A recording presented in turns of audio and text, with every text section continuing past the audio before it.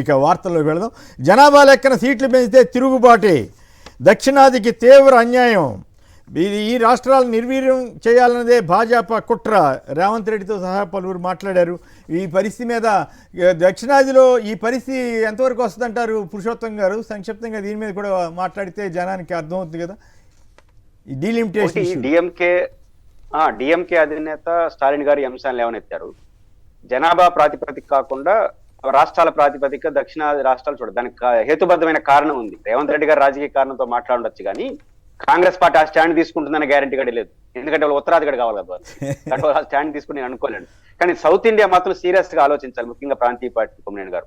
ఎందుకంటే మనకు జనాభాని నియంత్రించుకోవాలన్న ఒక అభ్యుదయ భావాలతో ప్రారంభమైంది, సౌత్ ఇండియాలో బాగా అమలైంది. ఎందుకంటే బాగా అభివృద్ధి చెందిన ప్రాంతం, చదువుకున్న వాళ్ళు ఉన్న ఏరియా కాబట్టి జనాభా నియంత్రణ పర్ఫెక్ట్ గా అమలు చేశారు. దాని ఫలితంగా పరిమితమైన జనాభా వచ్చింది. కానీ వెనుకబడిన ప్రాంతాలు ఎప్పుడు కూడా జనాభా ఎక్కువ ఉంటుంది. ఎందుకంటే పేదలు పిల్లల్ని ఆర్థిక వనరుగా భావిస్తారు, అది వాళ్ళ బలహీనత. అట్లాంటి పేదరికం ఎక్కువ ఉన్నటువంటి ఉత్తరప్రదేశ్ కంటే జనాభా బాగా పెరిగింది, ఇక్కడ తగ్గింది, ఆడ పెరిగింది. ఫలితంగా జనాభా ఓట్ల ప్రాతిపదికన తీసుకుంటే ఉత్తరప్రదేశ్ ఒక రాష్ట్రంలో గెలుచుకుంటే ఇక్కడ దేశం అంతా అయిపోతుంది. ఒక లెక్క ప్రకారం సౌత్ ఇండియా ఆంధ్రప్రదేశ్ లో తగ్గుతుంది అనుకుంటున్నారు పార్లమెంట్ సభ్యులు. పెరగడం దేవుడు ఎరుగు, తగ్గే అవకాశం ఉందనే చర్చగా. అయితే అమిత్ షా గారు తగ్గవు అన్నారు. అయితే సిద్ధరామయ్య గారు చెప్పారు తగ్గవంటే పెరగవనే కదా అర్థం, మిగతా చోట్ల పెరిగితే ఇక్కడ పెరగకపోతే అది కూడా నష్టమే కదా అనేది పాయింట్. అయితే ఇది తిరుగుబాటు వచ్చేంత పరిస్థితి ఉంటుందా? ఇక చంద్రబాబు గారు వాళ్ళు పవన్ కళ్యాణ్ గారు మొన్న ఉత్తరాది అంతకుముందు తిట్టాడు, ఇప్పుడేమో అసలు ఉత్తరాది దక్షిణాది అంటారని మొన్న అంటున్నారు. వీళ్ళు మాటలు మార్చే వాళ్ళతో నిజంగా గట్టిగా నిలబడి ఫైట్ చేయగలుగుతారా కేంద్రంతో అన్నది నా ప్రశ్న. రేవంత్ రెడ్డి గారు నిలబడతారా లేదు చెప్పలేము, కాంగ్రెస్ కాబట్టి. కానీ ప్రజలు నిలబడతారుగా, ఇలే కాదు కదా. ప్రజల్లో చంద్రబాబు గారు, జగన్ గారే ఖచ్చితంగా రియాక్షన్స్ వస్తాయి. ఖచ్చితంగా జనాభా ప్రాతిపదికన గాని పార్లమెంట్ పునర్వ్యవస్థీకరణ జరిగితే దక్షిణాది రాష్ట్రాలు నష్టపోవడం కాదు, పొలిటికల్ గా నష్టపోతాయి. మనం ఇంత బ్యాలెన్స్ గా ఉన్న దేశంలోనే ఒకే ఒక ప్రధానమంత్రి పివి నరసింహారావు సౌత్ ఇండియా నుంచి ఎన్నికయ్యారు. రేపు ఆ ఊసు కూడా ఉండదు. ఇది చాలా అన్యాయానికి దారితీస్తుంది. కాబట్టి జనాభా ప్రాతిపదికన కాకుండా మీకు పాత లెక్క చెప్తాను. శ్రీబాగు ఒప్పందంలో ఒక పాయింట్ ఉంది, రేపు తెలంగాణ నుంచి బయటకు వస్తే మీది పెద్ద ప్రాంతంగా కోస్తా ఉంటుంది కాబట్టి కోస్తా రాయలసీమ ప్రాంతాలకు అసెంబ్లీ సీట్లను సమంగా పంచాలన్నారు ఆ రోజు. ఎందుకంటే రేపు పొలిటికల్ ఇన్బ్యాలెన్స్ అవుతుందని.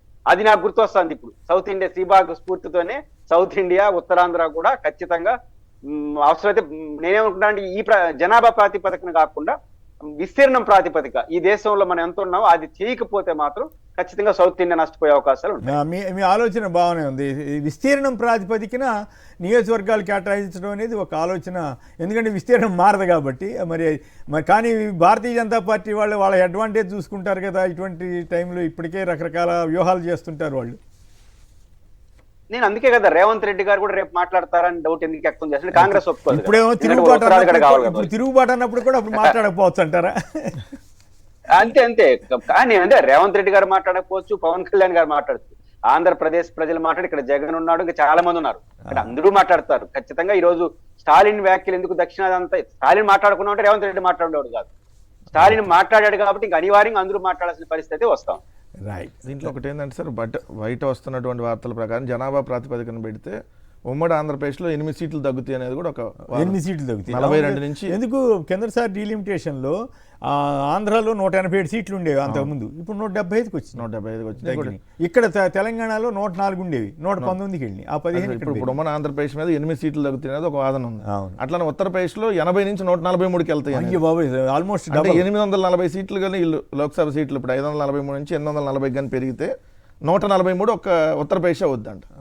ఇప్పుడు 80 ఉన్నాయి, 80 నుంచి 143 అంటే 843 డామినేషన్. అదే 843లో 143 ఒక స్టేట్ డిసైడ్ చేసింది ఇండియాలో ఎవరు అధికారంలోకి రావాలి. విశేషం ఏంటంటే బీజేపీ చిన్న రాష్ట్రాలకు అనుకూలమని మొదటి నుంచి సిద్ధాంతం చెంది, కానీ ఉత్తరప్రదేశ్కి వచ్చేసరికి అందరూ వ్యతిరేకించారు. లేదు, బీఎస్పీ అధినేత్రి మాయావతి 4 రాష్ట్రాలు చేయమని అన్నా కూడా బీజేపీ వాళ్ళు చేయలేదు. అప్పుడేదో ఒకటి ఉత్తరాఖండ్ స్టార్టింగ్ లో చిన్న అప్పుడు 2003 రాష్ట్రాలు విడిపోయినప్పుడు ఉత్తరాఖండ్, జార్ఖండ్, పురుషోత్తం రెడ్డి గారు అన్నట్టు ఏంటంటే మీరు అంటే విస్తీర్ణం ప్రకారం అనుకోండి, ఏ రాష్ట్రాల ప్రకారం ఆ రాష్ట్రాలకు ఇస్తే అది విస్తీర్ణం తగ్గదు పెరగదు కదా.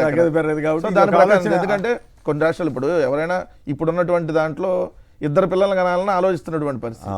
సో దాంట్లో ఏంటంటే జనాభా నార్త్లో ఎక్కువ ఉంది, సౌత్లో తక్కువ ఉంది అనేది క్లియర్గా ఉన్నప్పుడు దాని ప్రకారం పెంచితే నష్టపోతాం ఇక్కడ. రైట్. ఇక